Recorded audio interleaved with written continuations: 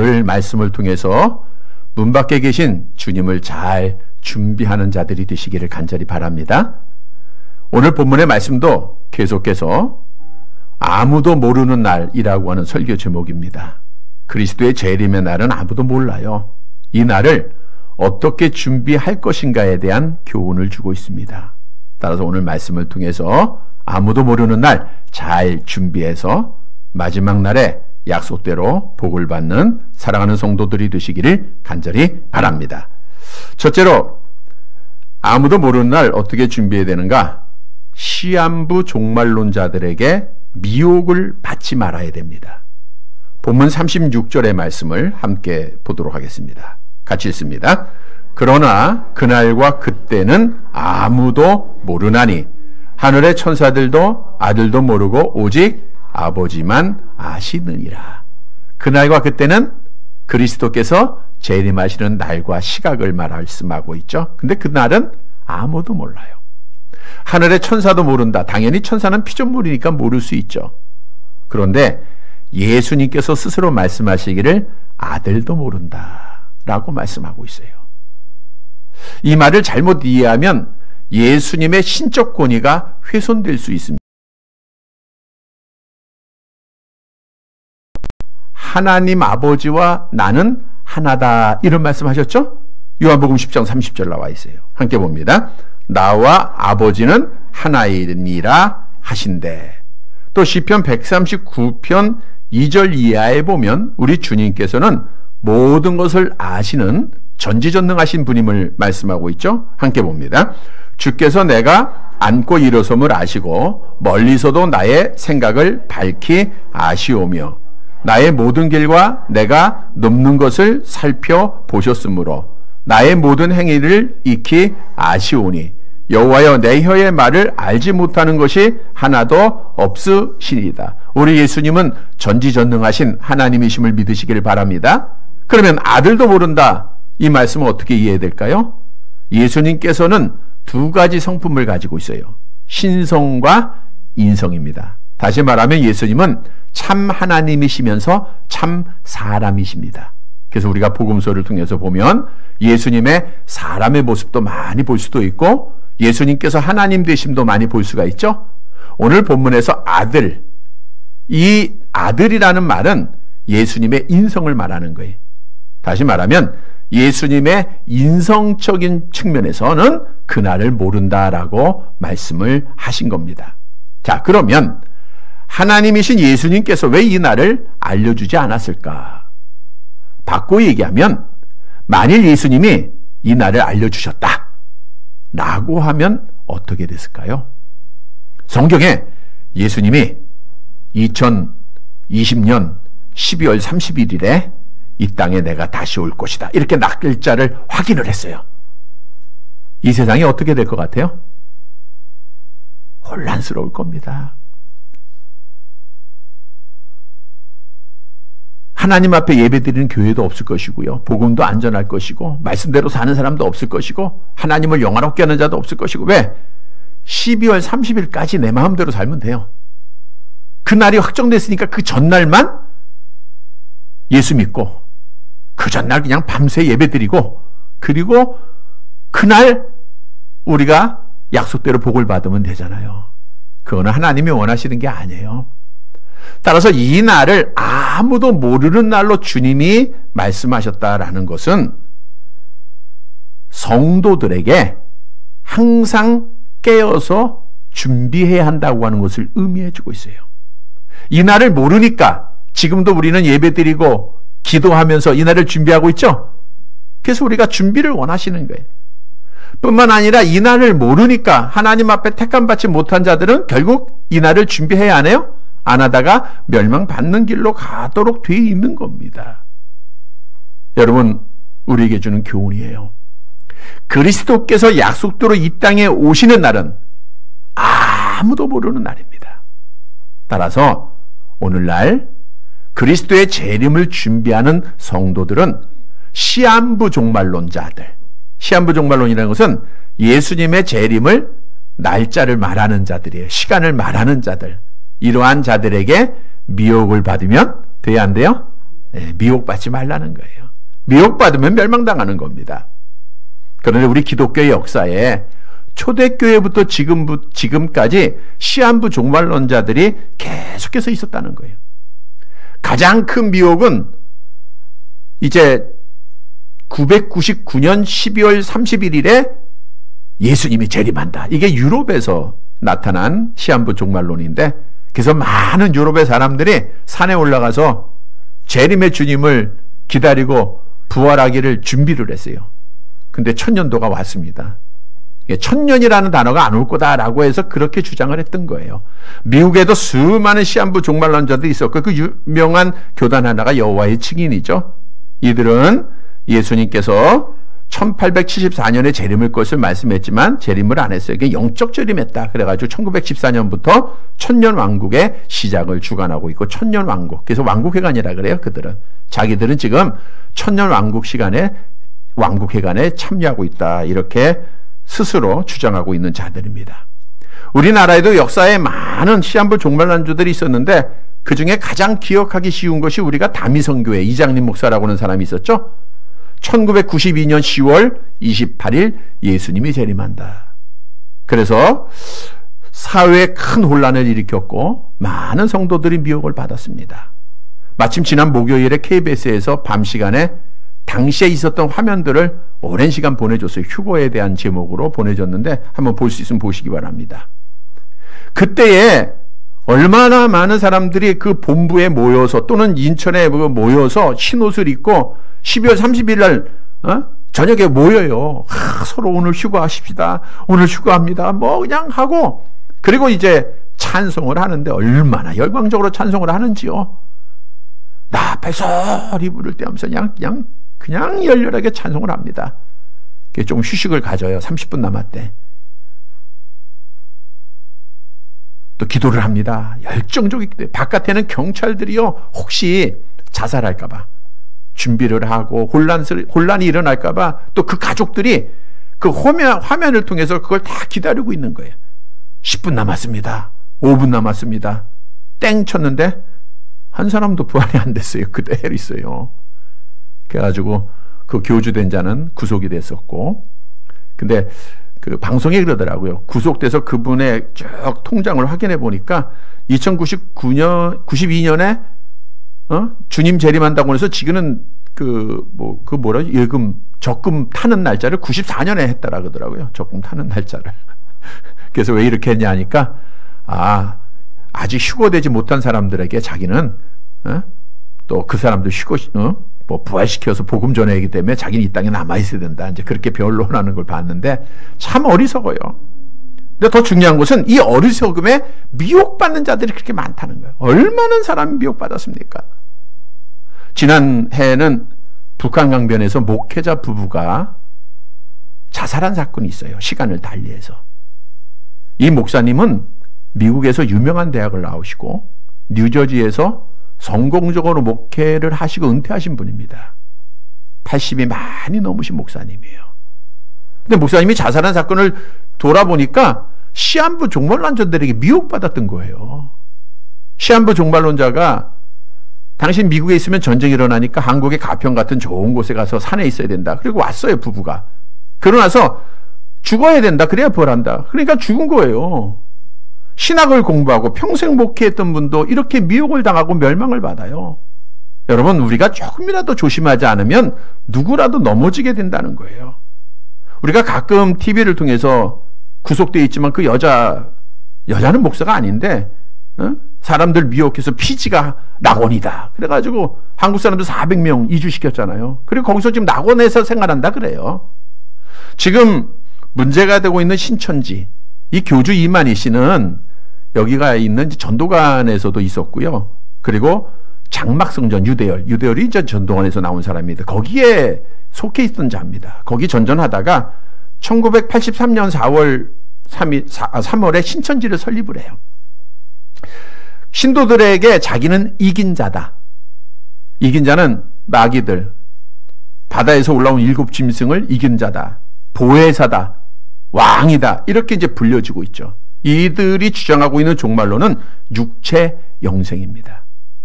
이들은 시한부 종말론을 처음에는 주장을 했어요. 안 했다고 하는 게 아니라 안 했다고 하는데 처음에 교리에 보면 했습니다. 3년 후에 이제 14만 4천 명이 되면 3년 후에 시한부 종말론을 맞이했어요. 근데 3년 후고 지나도 몇백 명밖에 안 모였어요. 그래가지고 교리를 바꿉니다.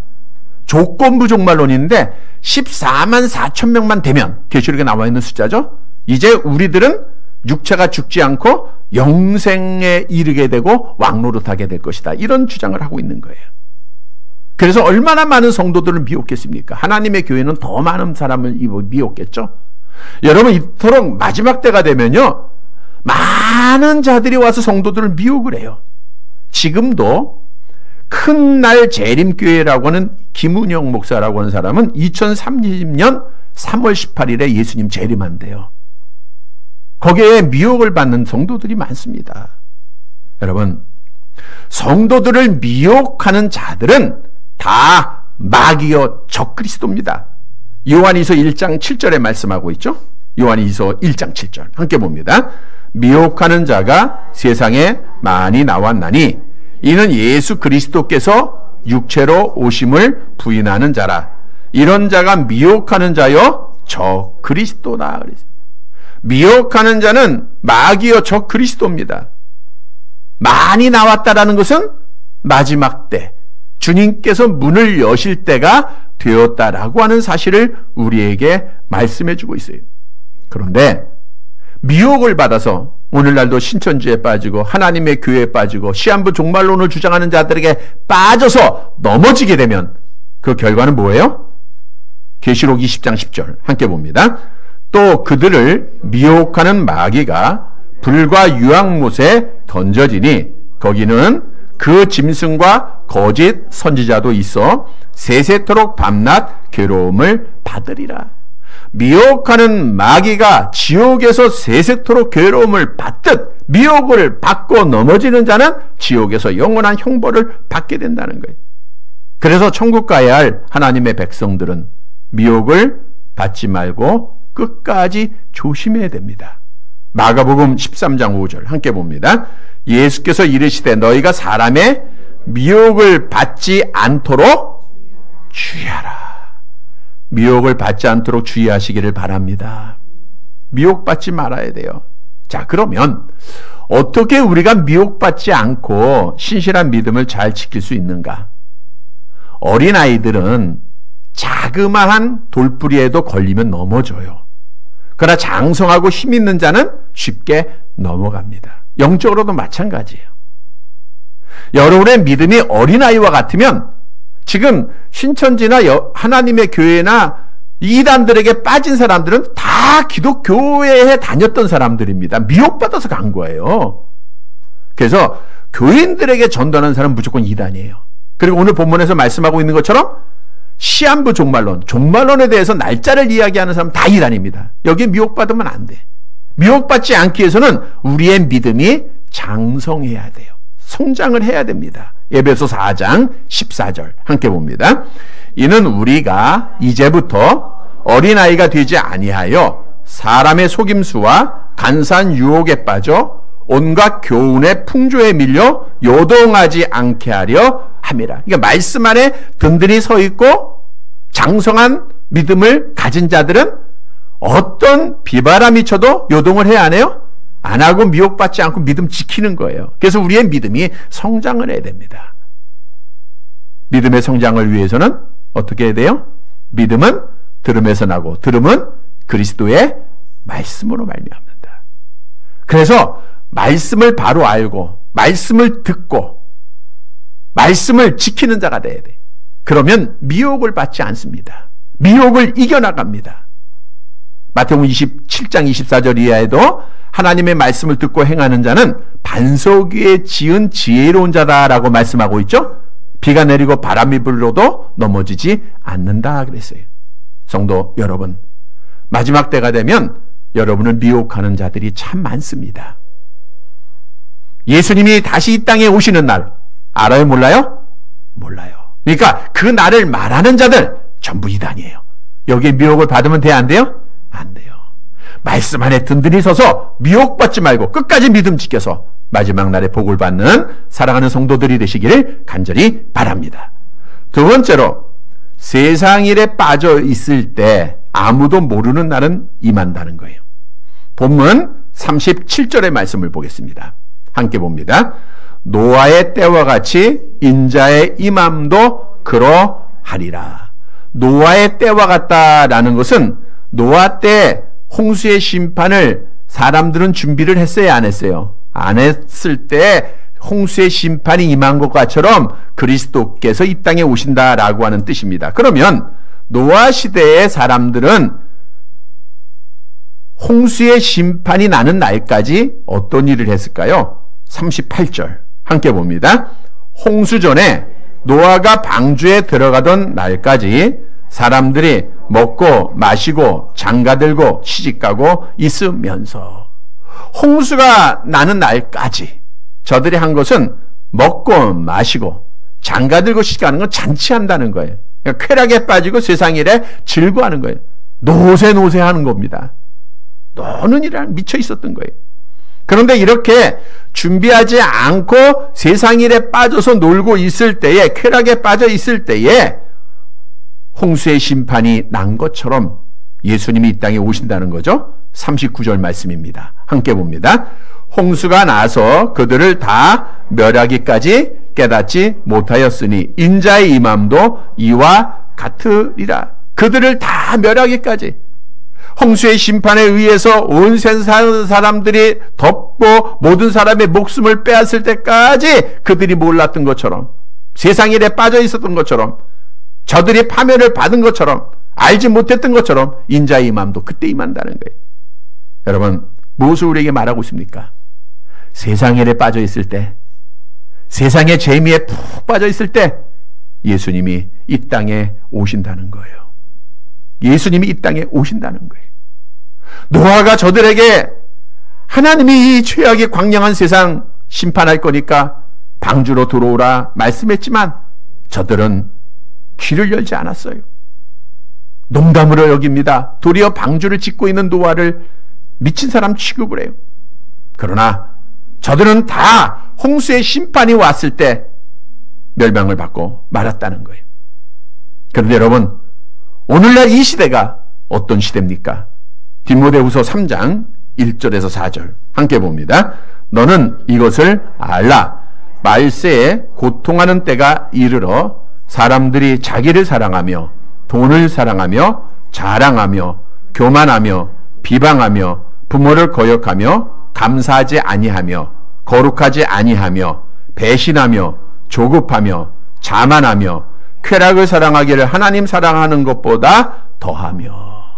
마지막 말세에 사람들이 자기를 사랑합니다. 돈을 사랑합니다. 자랑합니다. 쾌락을 사랑하기를 하나님 사랑하는 것보다 더해요. 먹고 마시고 장가고 시가고 맨날 잔치하는 거예요. 그리고 나는 편안하다 잘 살고 있다, 여기에 빠져 있어요. 성경 우리에게 경고합니다. 데살로니가 전서 5장 3절 함께 봅니다. 그들이 평안하다 안전하다 할 그때에 임신한 여자에게 해산의 고통이 이른과 같이 멸망이 갑자기 그들에게 이르리니 결코 피하지 못하리라. 준비하지 아니하는 자는 갑자기 임한 멸망을 피할 길이 없다고 하는 거예요. 편안하다 안전하다 지금 좋다 지금이 재밌다 이렇게 살다가 준비하지 않다가 멸망받는다는 겁니다. 여러분, 이 세상이나 세상에 있는 것들은 육신의 정욕과 안목의 정욕과 이생의 자랑으로부터 온 것이지 하나님으로부터 온 게 아니라 그랬어요. 그래서 세상에 빠진 자들, 세상 것 즐기는 자는 결국 멸망을 받는 겁니다. 그래서 우리는 세상 일에 미쳐 있지 말고 아무도 모르는 날을 잘 준비를 해야 돼요. 데살로니가 전서 5장 6절에 말씀하고 있죠. 함께 봅니다.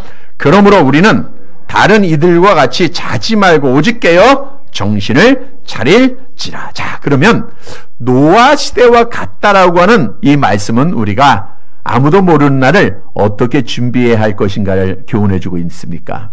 노아가 먼저 뭘 만들었어요? 방주를 만들어야 돼요. 방주는 하나님의 교회를 말하고 있습니다. 하나님께서 독생자 예수님의 피값으로 이 땅에 하나님의 교회를 세우셨다. 사도행전에 말씀하고 있죠.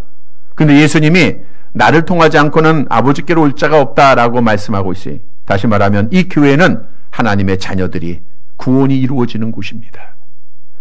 예수님의 몸을 통하지 않고서는, 교회를 통하지 아니하고는 천국에 갈 수가 없어요.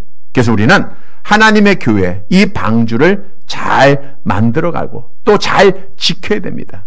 그런데 중요한 것은 노아가 방주를 만들고 자기만 혼자 방주에 탔습니까? 어떻게 했어요? 자기의 가족들을 다 태웠다는 거예요. 창세기 7장 7절 말씀이죠. 함께 봅니다.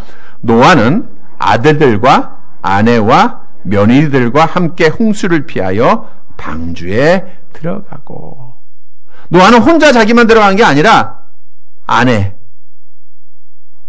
자기의 아들들, 자부들 다 태운 거예요. 그래서 그 가족이 홍수의 심판이 왔을 때 구원을 받은 겁니다. 히브리서 11장 7절이죠. 함께 봅니다. 믿음으로 노아는 아직 보이지 않는 일에 경고하심을 받아 경외함으로 방주를 준비하여 그 집을 구원하였으니 이로 말미암아 세상을 정죄하고 믿음을 따르는 의의 상속자가 되었느니라. 믿음으로 노아는, 여기서 노아가 여러분의 이름이 되기를 바랍니다. 믿음으로 여러분들은 보이지 않는 일, 그러나 가까이 온 그 일을 경고하심을 받았잖아요. 경외함으로 방주를 준비하고 그 집을 구원하였으니. 여러분, 천국은 나 혼자 가는 게 아니라 같이 가는 거예요. 무엇보다도 가족들이 같이 가야 됩니다. 가족들. 여러분의 아들들이 같이 가야 되고요. 여러분의 며느리들이 같이 가야 돼요. 다 방주에 태우는 것이 우리의 사명입니다. 이것이 노아처럼 노아 때에 임한 하나님의 진노를 피하는 길이에요. 성도 여러분, 많은 사람들이 세상에 미쳐 있습니다. 온 세상 것에 정신이 나가 있어요. 이때 주님은 아무도 모르는 날 이 땅에 오십니다. 우리는 이 사실을 알고 있는 자들이에요. 그래서 여호와를 경외함으로 방주 잘 만들고 온 가족 함께 방주에 타서 하나님 앞에 약속대로 주님이 이 땅에 다시 오시는 날 노아의 온 가족이 구원을 받은 것처럼 하나님 앞에 구원의 복을 받는 사랑하는 성도들 되시기를 주님의 이름으로 간절히 바랍니다. 세 번째로, 아무도 모르는 날은 영원히 나누어지는 날이다. 영원히 나누어져요. 본문 40절 말씀 보겠습니다. 같이 봅니다.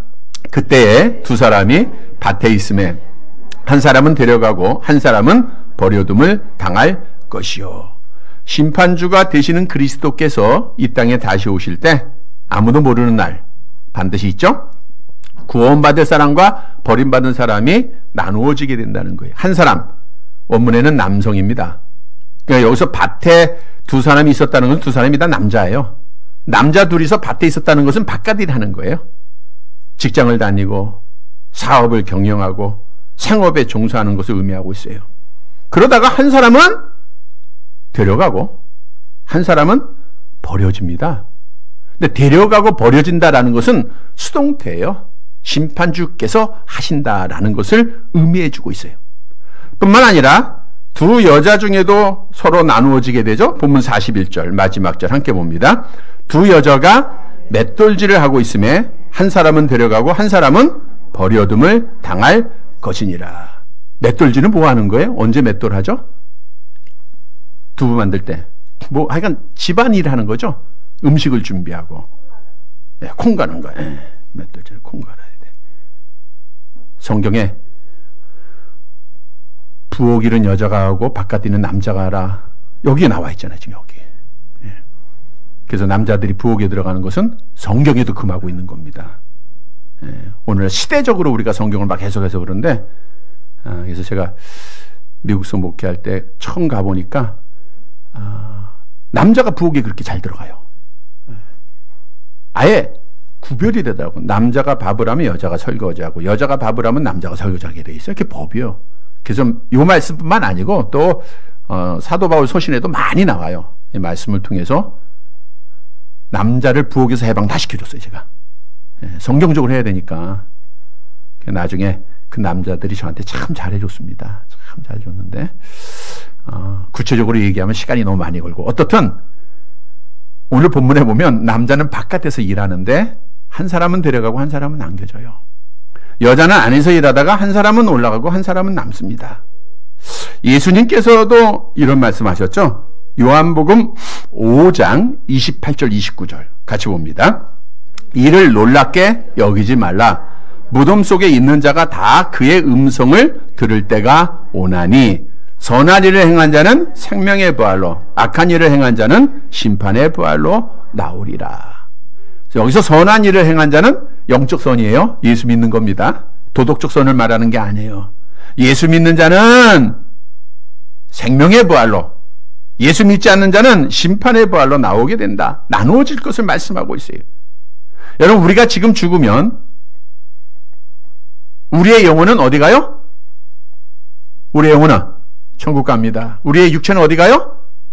땅으로 가요. 흙으로 매장을 하든 화장을 하든 흙으로 돌아가는데, 주님이 약속대로 이 땅에 오시는 날 어떤 일이 있어요? 흙으로 갔던 우리의 육체가 뭐예요? 부활을 합니다. 신령한 몸으로 부활을 해요. 그리고 남아있는 성도들이 부활을 해요. 변화를 받습니다. 들림을 받아요. 신령한 몸으로 부활하는 거예요. 그러고 나서 구체적으로 말하면 천년왕국이 있고, 그리고 대부활이 있고 대심판이 있고 신천인지가 있는 거예요. 그게 우리가 믿고 있는 종말론인데, 자, 어떻든 아무도 모르는 이날 어떤 사람은 들림을 부활이 되고 어떤 사람은 버려둠을 당한다는 거예요. 이게 성경의 진리입니다.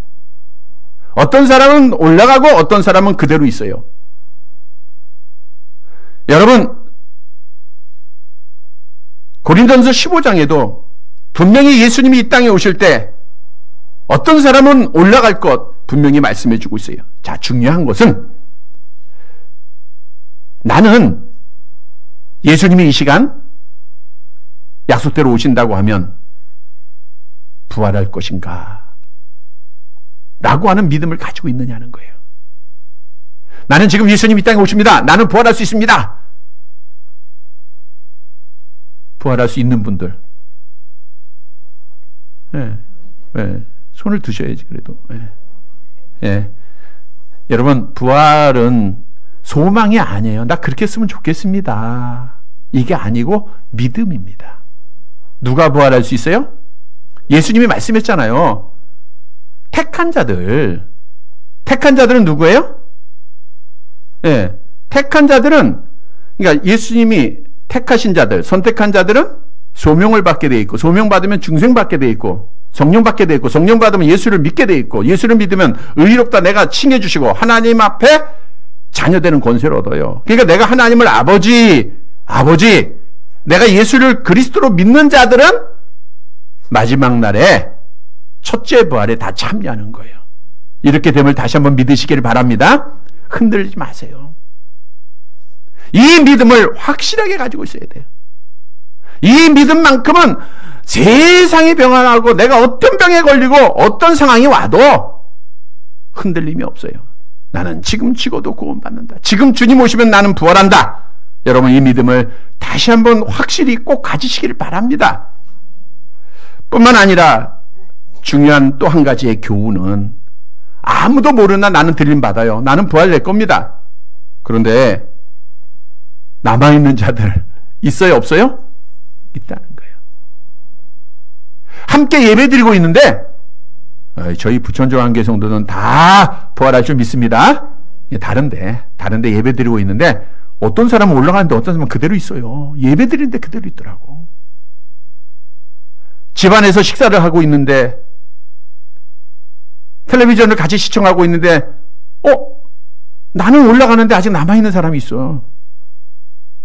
여러분들이 친구를 만났는데 나는 올라가는데 남아있는 사람이 있어요.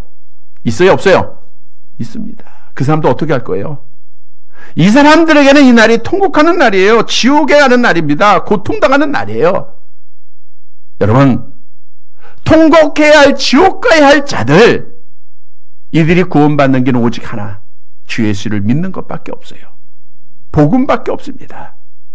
그래서 우리는 정말 아무도 모르는 그날을 준비한다고 하면 하나님 나 혼자 나는 부활할 것입니다 라고는 믿음, 이거 분명히 가져야 되지만 또 하나는 버림받아야 될 자들, 남아있는 자들, 저들을 구원하는 것이 우리의 사명이라는 거예요. 이 사명을 꼭 감당하시기를 바랍니다. 성경도 첫째 부활에 참여하는 자가 복이 있다 말씀하고 있죠. 요한계시록 20장 6절 함께 봅니다.